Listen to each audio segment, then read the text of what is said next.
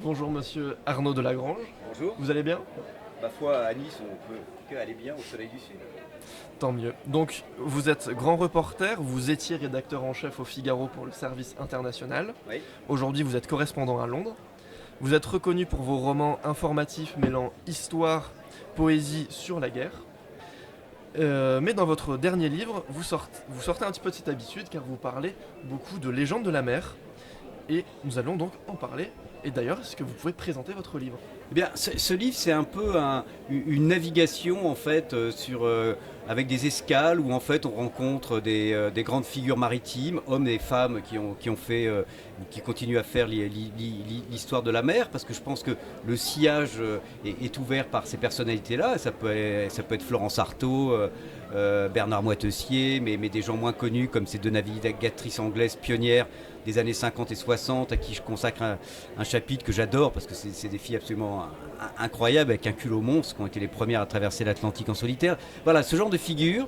Et puis il y a aussi des histoires qui se passent dans les îles, des mystères. Parce que je pense que la mer en fait est un monde en soi qui a à la fois donc encore une fois ces grandes figures humaines, mais qui est faite d'histoires et d'histoires qu'on ne rencontre pas à terre. En tout cas, ce ne sont pas les mêmes. Et c'est ça qui, à mon avis, fait le charme de la mer et qui fait qu'il y a toujours cette espèce de mystère. Vous savez, il y a cette phrase qu'on attribue à certains à Platon, d'autres à Aristote, on ne sait pas trop, mais qui dit qu'il y a en fait trois sortes d'hommes. Il disait d'hommes à l'époque, mais d'hommes ou de femmes. Trois sortes d'hommes: les vivants, les morts et ceux qui vont en mer. Comme si en fait c'était presque un monde à part avec presque son genre humain particulier. Alors évidemment c'est un peu exagéré, mais en tout cas voilà, j'ai essayé moi de raconter un peu la mer sous multiples facettes. Je parle aussi des sauveteurs en mer, qui moi ces bénévoles qui sont des gens absolument formidables. Le versant humain est très présent dans toutes ces histoires. Pourquoi est-ce que c'est important pour vous de venir à Nice rencontrer les lecteurs? Bah écoutez, moi je vais pas vous cacher que je suis breton plutôt, donc alors je vais peut-être me faire virer d'ici, mais je suis plutôt Atlantique que Méditerranée. Non, non, mais plus sérieusement, c'est vrai que moi je trouve que, bah déjà, parler de mer à Nice, au bord de la Méditerranée, c'est intéressant. Moi je me souviens que Paul Morand disait, je crois, de la Méditerranée que c'est la piscine des dieux. Donc il y a ce côté un peu, justement, quand on parle des mystères, je trouve qu'en Méditerranée, il y a beaucoup de mystères, de mythes, de légendes qui sont très inspirants. Et puis il se trouve que le thème du salon du livre cette année de Nice, c'est prendre le large, je crois. Donc on est avec ces aventures au long cours, on est en plein dans le thème. Donc c'est formidable d'être là. Y a-t-il un message particulier que vous essayez de faire passer au travers de votre livre? Bah, moi, s'il y avait un message, je crois que c'est. Alors, moi, c'est la mer que j'aime, mais ça, pour d'autres, ça peut être la nature, ça peut être la forêt, la montagne. Alors, je vais peut-être apparaître complètement naïf, mais moi, je trouve qu'on est dans une société d'agressivité générale aujourd'hui où il y a vraiment. C'est un peu la guerre de tous contre tous qui souvent. Évidemment, il y a des vraies lignes d'affrontement, qu'elles soient idéologiques, politiques, mais quand même, je veux dire, on devrait plus arriver à se parler, à se comprendre et avoir plus de nuances. Et moi, je trouve que, par exemple, quand on regarde la mer, quand on regarde le dégradé des couleurs du varech sur les rochers, mais ça peut être, encore une fois, ça peut être la forêt ou la montagne. Quand on regarde la nuance de la nature, ce n'est pas possible, à mon avis, de ne pas être plus nuancé, de ne pas être plus apaisé dans la vie. Donc moi, s'il y a un message que j'ai envie de faire passer, c'est celui-là. Regardons plus, contemplons plus la mer. Il ne s'agit pas forcément d'aller naviguer, de traverser l'Atlantique ou faire un tour du monde. Ne serait-ce que se poser à Nice sur la plage et regarder le soleil se coucher sur la mer, ça donne un sentiment d'apaisement et de liberté. Et la deuxième chose, c'est quand même évidemment la sauvegarde des océans. Il va y avoir une grande conférence, là, je crois, à Nice sur le sujet. Et c'est vrai que la mer est quand même un élément qui aujourd'hui est menacé, on le sait, par des tas de phénomènes de pollution ou autres. Il faut vraiment y faire attention. Bon, il y a eu, là encore une fois, je parle dans ce livre d'Anita Conti, qui était une femme absolument incroyable, la première femme océanographe française, qui a la première, mais dans les années 70, même 60, a alerté sur les risques de la surpêche, de la surexploitation des océans. Donc l'autre message, c'est ça, faisons attention à ce qui est sous nos yeux.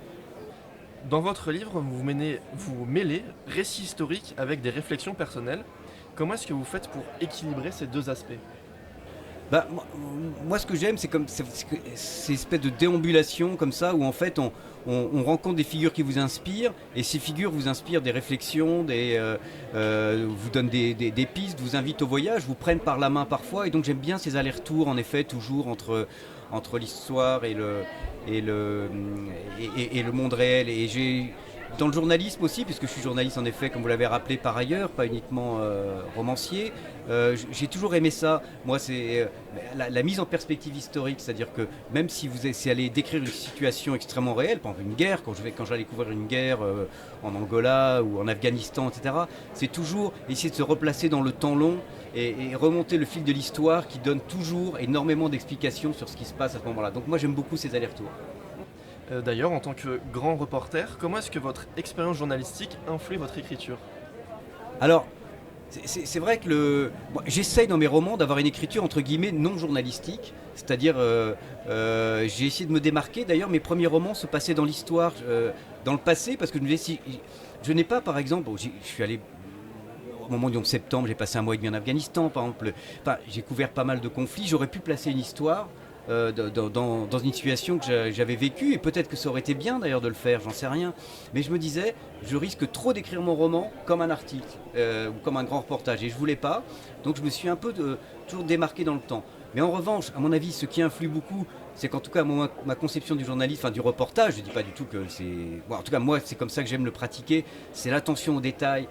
Quand vous allez, même sur une situation paroxystique de guerre, puisque ça a été ce que j'ai fait pendant 15 ans, eh bien, vous regardez la façon dont les gens mangent, dont ils s'habillent, dont ils s'embrassent, dont ils s'engueulent, donc cette attention quasi visuelle à l'environnement et du coup dans la description est quelque chose qui à mon avis influe beaucoup mes romans, c'est-à-dire cette espèce de mise en éveil, de captation de tout ce qui vous entoure. Ça, je pense que ça vient en tout cas de mon métier de reporter. Et finalement, dernière question, selon vous, quelle est la place du roman dans un monde où on vit beaucoup sur les écrans? Oui, alors c'est vrai qu'on sait, d'ailleurs il y a une étude du Centre national du livre qui est sortie récemment, où on dit que malheureusement que les Français et Françaises lisent de moins en moins, même s'il y a encore... D'ailleurs les femmes lisent plus que les hommes, des romans en tout cas. On dit que les lecteurs de romans sont à 70% des lectrices. Les femmes préfèrent la fiction, c'est marrant, les hommes sont plus rationnels, enfin pas tomber dans les clichés hommes-femmes, mais dans les études on montre que les hommes préfèrent les biographies, les récits, les livres d'histoire, et les femmes aiment les histoires, être emportées par l'imagination. Moi je dois avoir une part très féminine, parce que moi ce que j'aime le plus c'est écrire des romans, j'adore les histoires, et je trouve que ce qui est intéressant dans le roman, c'est que ça permet parfois, paradoxalement, de mieux décrire le réel encore qu'une écriture du réel, justement, parce que, en fait, avec le roman, vous créez des personnages, vous pouvez avoir différents points de vue, et puis vous touchez non pas seulement à l'esprit et à l'intelligence, vous touchez au cœur et à l'émotion. Et donc vous pouvez faire passer beaucoup de choses, en fait, par le roman, et c'est pour ça qu'à mon avis, la fiction a un avenir, sera toujours là, parce que je crois que c'est finalement, au-delà de l'aspect évidemment, j'allais dire récréatif, c'est-à-dire que c'est intéressant d'être embarqué avec des personnages, je pense que il y a une capacité d'analyse de l'âme humaine que peut avoir le romancier qui est assez inestimable. Merci beaucoup. Merci à vous. Donc je rappelle que c'était Arnaud Delagrange qui présente son livre La légende des mers au festival du livre de Nice.